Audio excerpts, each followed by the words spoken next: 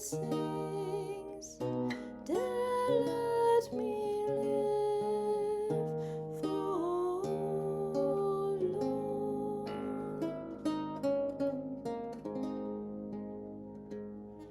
This piece is the beginning of John Dowland's Flow My Tears, and it's arguably one of the most well-known pieces from the English Renaissance.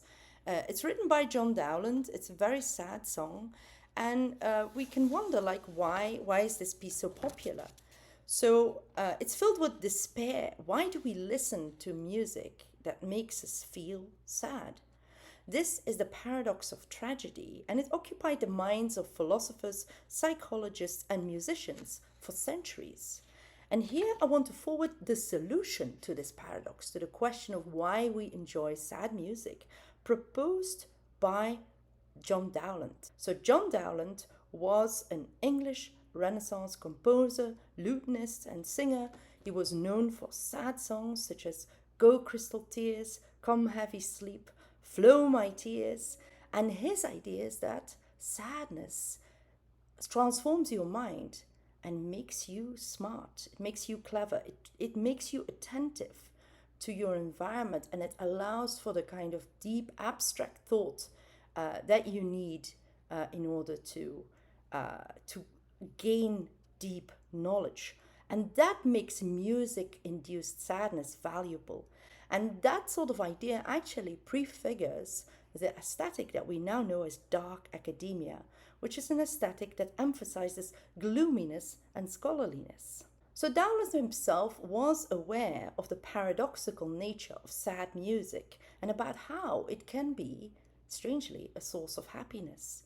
So we can see this in his Lacrimae collection, which consists of 7 passionate pavans published in 1604.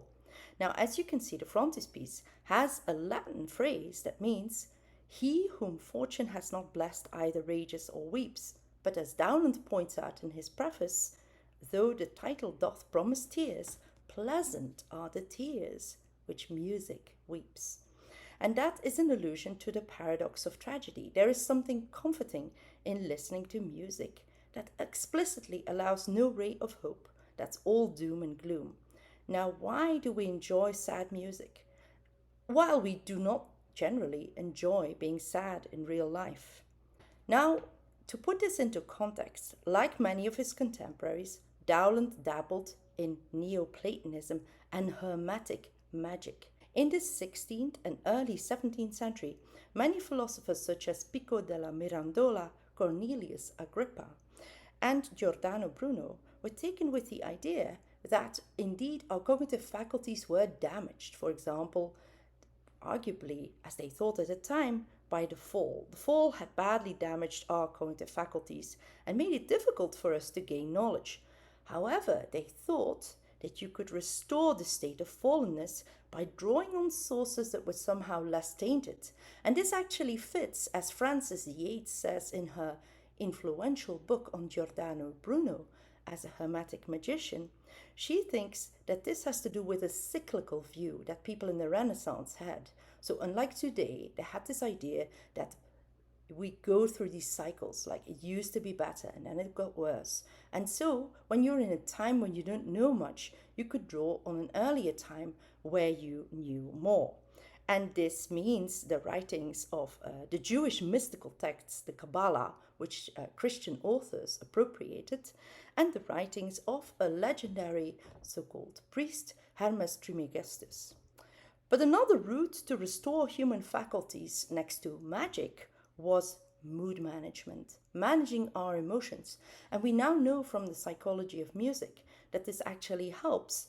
But it was something that people became increasingly aware of in the early modern period. So in the 16th, 17th century, even though music had always been about emotions, music has always expressed emotions, the idea that you could sort of consciously manage people's emotions was a relatively new idea. And you can see it in various forms, for example, in politics with Machiavelli, who says, well, you don't have to be virtuous, Prince, you have to just pretend, you have to give the appearance of virtue.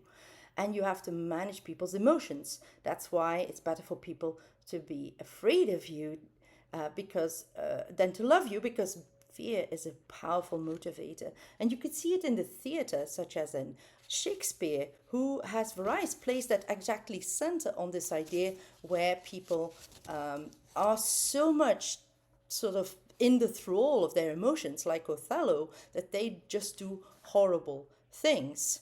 So the problem is, how do you change people's emotions? Now, unless you're a voluntarist, unless you think, well, I could just will myself to feel a certain way, you can't. But you can manage them indirectly. And music and Baroque art, and that's why we see art of this period and a bit later in the 17th century becomes so spectacular. The art aims to stir the passions of the audience. And so we can see this in music, such as Flow My Tears. And the interesting thing about this piece is that it starts out with this descending tetrachord as this. Flow my tears. So you have the tetrachord, it goes down. So it goes down, flow my tears. And it embodies the idea of the fallenness of humanity, because we have going down a fourth, which was seen as less perfect. So the fifth is the perfect interval, and the fourth is also seen as a consonant interval, but less perfect than the fifth. So it sort of embodies the fallen state of humanity, a state of righteousness, but at the same time, the music presents the solution. Now, how does it present the solution? It says, because we are made to feel sad, but by feeling sad, we become more intelligent. So, how does music make us intelligent? Now, Aristotle already pointed out that, as he wrote, many brilliant men, poets, philosophers, politicians, have an excess of black bile, so they are melancholy. And it was generally, so you had people like Pico, for example, who would say students, they can sort of, the energy can be sapped out of them because they do all this abstract contemplative thought. So the idea is that you get a very sharp intelligence. And in Plato, in the Phaedrus, we get the possibility of a frenzy, an altered state of consciousness, which could give rise to divinely inspired knowledge. And we see that idea come back with Renaissance philosophers such as Ficino, Agrippa, and Pico. And they saw Saturn as responsible for this state of genius and frenzy. So that's how you get an association between mental illness, genius, and you see that association even in pop culture today, and being melancholy.